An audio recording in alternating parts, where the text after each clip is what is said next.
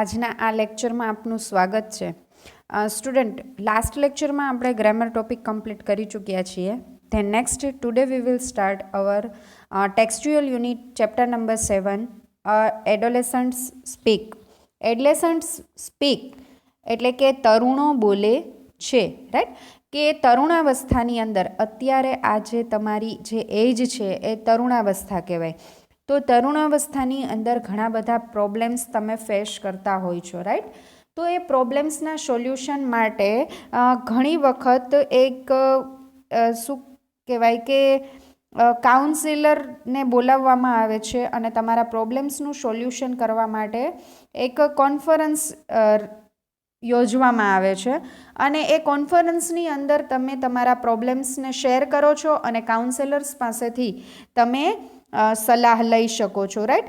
તો આ રીતે તમારું ચેપ્ટર નંબર 7 છે એ એડોલેસન્ટ્સ સ્પીક કે જેનો અભ્યાસ કરશો તો ઘણા બધા એવા પ્રોબ્લેમ્સ હશે તમારા કે જે આ ચેપ્ટરને અભ્યાસ કર્યા બાદ ઓટોમેટિક સોલ્વ થઈ જ જશે, રાઈટ? તો ખૂબ જ સરસ મજાનું ઇન્ટરેસ્ટિંગ એવું ચેપ્ટર છે, chapter number 7 adolescents speak, right? તો એડોલેસન્ટ્સ સ્પીકની અંદર પ્રી ટાસ્ક છે. એ પ્રી ટાસ્કની અંદર એ છે કે there is a poster on the door of Mickey's room, there are some instruction on it, read them, right? તો મિકીનો રૂમ છે એની ઉપર ઇન્સ્ટ્રક્શન થોડી લખેલી છે પોસ્ટરમાં, તો થોડીક ઇન્સ્ટ્રક્શન આપેલી છે એ આપણે રીડ કરીએ. નો સ્માઇલ, નો એન્ટ્રી, હસવાનું પણ નહીં અને કોઈ આવવાનું પણ નહીં. ડોન્ટ ઓપન માય ડ્રોવર, મારા ડ્રોવર્સ ખોલવાના નહીં. No comments on my music please, મારા જે મ્યુઝિક્સ છે એના ઉપર તમારે કોઈએ કોમેન્ટ્સ નહીં કરવાની, રાઈટ? તો આ તમારી જે એજની અંદર તમે ઘણું બધું એવું વિચારીને બેસી ગયા હોય છો કે હવે તો હું મેચ્યોર થઈ ગયો છું અથવા થઈ ગઈ છું અને મારી લાઈફની અંદરના જે અમુક રૂલ્સ છે એ હું ફોલો કરીશ, કોઈએ મને કોઈ કહેવાનું નહીં, રાઈટ? તો આ રીતે એક મિકીના રૂમની વાત કરવામાં આવી છે કે એ રૂમ અસ્તવ્યસ્ત છે, જે તમે તમારી ટેક્સ્ટ બુકમાં જે આપેલું છે પિક્ચર એમાં જોઈ શકો છો, રાઈટ? તો આવી રીતે તમારે 3 કોમેન્ટ્સ આપેલી છે. ધેન નેક્સ્ટ છે કે નાવ એડ 3 મોર સચ ઇન્સ્ટ્રક્શન ઓફ યોર ઓન, એટલે કે તમારી પોતાની રીતે મોર ઇન્સ્ટ્રક્શન, થોડીક વધારાની એવી ઇન્સ્ટ્રક્શન સૂચન આપો. 3, રાઈટ? 3 આપેલા છે અને 3 મોર આપવાના છે. તો એ આપેલા છે જોઈએ. No questions about school and homework, school અને હોમવર્ક વિશે વધારે પ્રશ્ન પૂછવાના નહીં. Leave your problems outside the door, તમારા પ્રોબ્લેમ્સ છે એને દરવાજાની બહાર જ રાખવાના. Enjoy while you are with me, મારી સાથે છો ત્યાં સુધી તમારે એન્જોય જ કરવાનો, રાઈટ? તો આવા તમારી લાઈફના કોઈ રૂલ્સ તમે બનાવી ચૂક્યા હોય છો આ એજની અંદર કે મારી સાથે આમ થવું જોઈએ, હું તો આમ જ કરીશ, મારી લાઈફની અંદર મારા ડિસિઝન હું પોતે જ લઈશ. કોઈ વખત તમારી સ્કૂલના હોમવર્ક વિશે પેરેન્ટ્સ પૂછતા હોય છે. એટ ધેટ ટાઈમ તમે એમ કહો છો કે મારી સ્કૂલના હોમવર્ક વિશે તમે શું પૂછપૂછ કરતા હોય છો, મને તો એટલી ખ્યાલ આવે જ છે ને કે મારે મારું હોમવર્ક કરવું જોઈએ, હવે હું અમે મોટા થઈ ગયા છીએ, રાઈટ? તો આ તમારી લાઈફના જે પ્રી ટાસ્કની અંદર આપેલા છે કે આવા રૂલ્સ તમે બનાવીને બેસી ચૂક્યા હોય છો.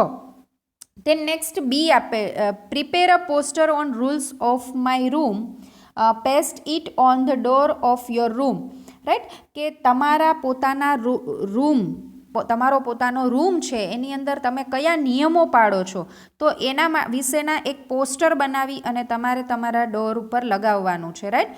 પણ સારા એવા રૂલ્સ બનાવજો સ્ટુડન્ટ કે જેથી કરીને તમે હેપી રહી શકો, હેલ્ધી રહી શકો અને તમારા પેરેન્ટ્સને પણ તમારા ઉપર પ્રાઉડ ફીલ થાય, રાઈટ? ધેન બી આપેલું છે કે complete this dialogue the best way you can and practice it with your partner. You can, આ જે ડાયલોગ છે એ બેસ્ટ રીતે તમે કમ્પ્લીટ કરો અને પછી તમારા પાર્ટનરની સાથે તમે પ્રેક્ટિસ કરો. એ છે this is the room I have to late.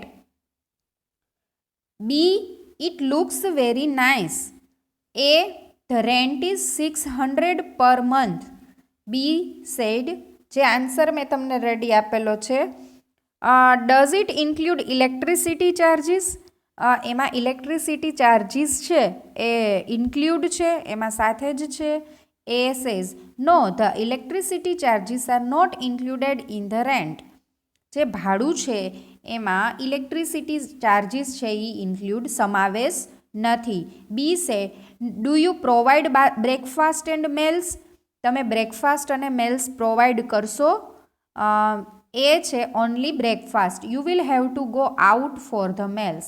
ફક્ત બ્રેકફાસ્ટ અવેલેબલ છે, મેલ એટલે કે જમવાનું છે એ તમારે બહાર જમવું પડશે. Do you have a servant two wash clothes? તમારી પાસે કોઈ નોકર છે કપડાં ધોવા માટે? એ say, no, I am afraid you will have to wash clothes yourself. ના, મને ડર લાગે છે સર્વન્ટથી, તમારે તમારા કપડાં તમારી જાતે જ વોશ કરવા પડશે. B said, that's fine. તો સારું, આઈ લાઇક ધ રૂમ. મને રૂમ ગમે છે. Good, I hope you will be comfortable here. તમને અહીંયા કમ્ફર્ટેબલ લાગશે. Yes, I think so. When can I shift here? હું ક્યારે અહીંયા શિફ્ટ થઈ શકું છું? Whenever you want to. જ્યારે તમે ઈચ્છો ત્યારે. તો આ એક તમારે તમે રૂમ રેન્ટ પર રાખી અને જો તમે સ્ટડી કરો છો તો એટ ધેટ ટાઈમ તમે આ ટાઈપના કોન્વર્ઝેશનને ફીલ કરતા જ હશો, right?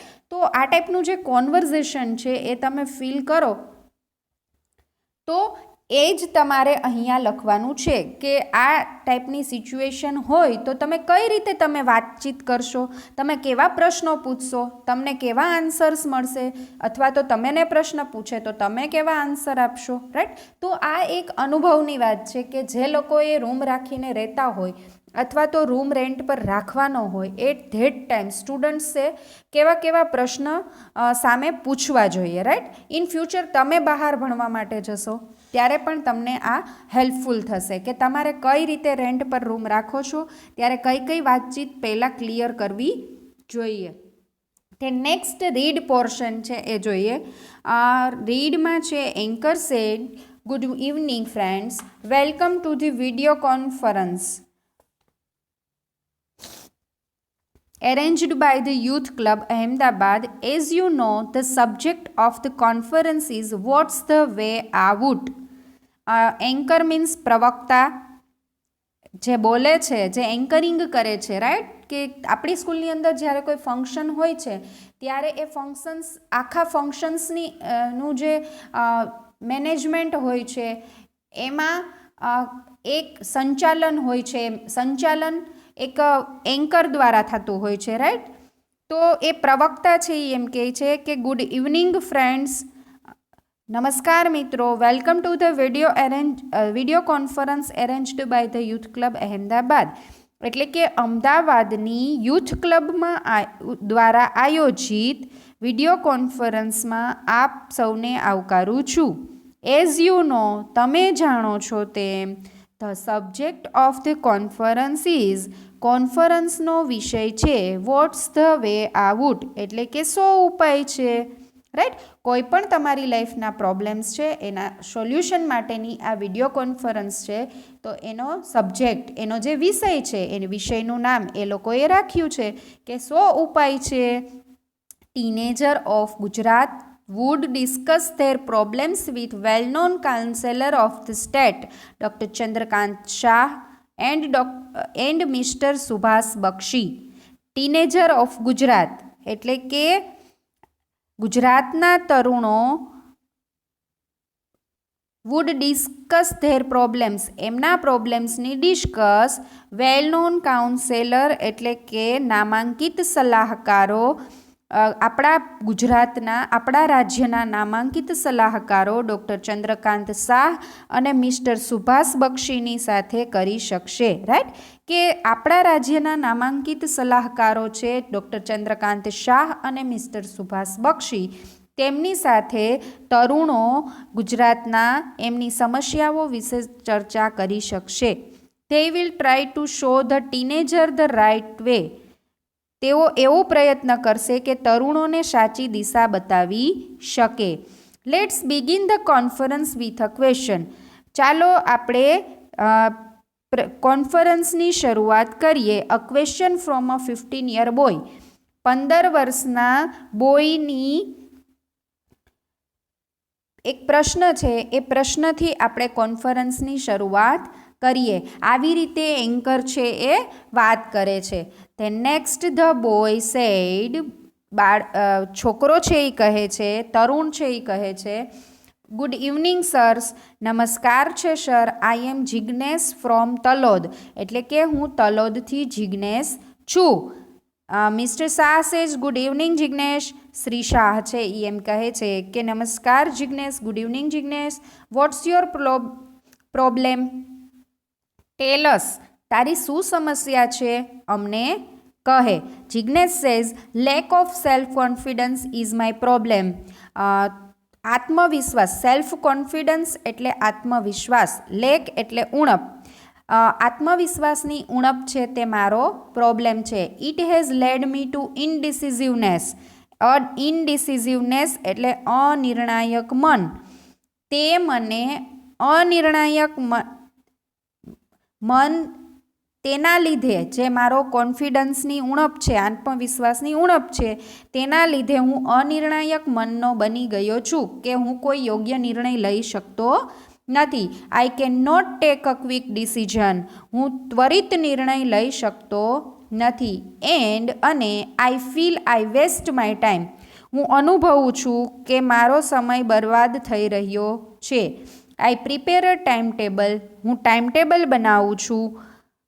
But can't follow it. પણ હું તેને અનુસરી શકતો નથી. How can I built up my confidence. હું કેવી રીતે મારો આત્મવિશ્વાસ વધારી શકું છું? રાઈટ.